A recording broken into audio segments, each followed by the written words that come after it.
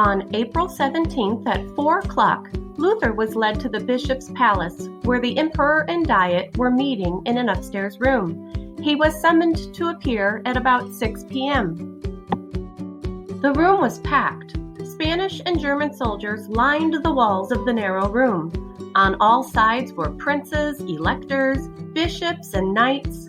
Emperor Charles V was a thin young man of 20. He was dressed in black with a large jewel on his chest.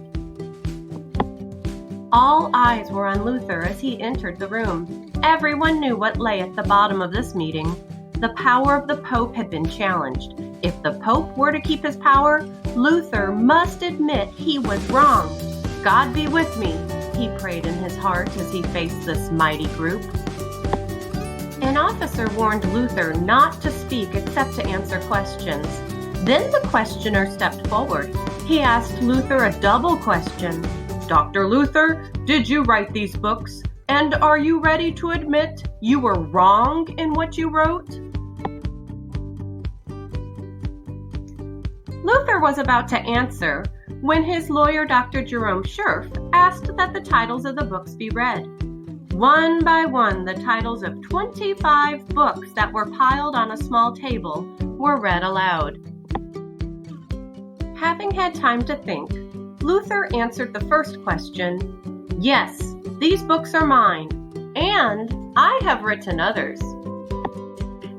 To the question about recanting, Luther said, "This question touches God and His Word and the salvation of souls. I beg you, give me time to think it over." Luther was not stalling. He was not afraid of the emperor, but he realized the seriousness of the question. His answer would be a confession of faith to God Himself. The moment was very much like when he said the Mass for the first time 14 years earlier and had trembled before God's majesty. The emperor gave Luther 1 day to give his answer. The next day, April 18, 1521, Luther again faced the Diet, which had been moved to a larger room. No longer was he timid or nervous before these great nobles. He thought seriously about his answer. He had prayed most of the night, and God had strengthened him for this test. When he was asked again, "Do you recant?" his answer was firm and strong in both Latin and German. He pointed out that the books were not all of one kind. Some dealt with simple matters of faith and life. Even his enemies could find nothing wrong with these. Another group of books pointed out the evils in the papacy and church government. To recant these would only open the door for more evil. A third group contained attacks on the enemies of the gospel. If he used strong words in these, it was because he was defending the teachings of Christ with all his might.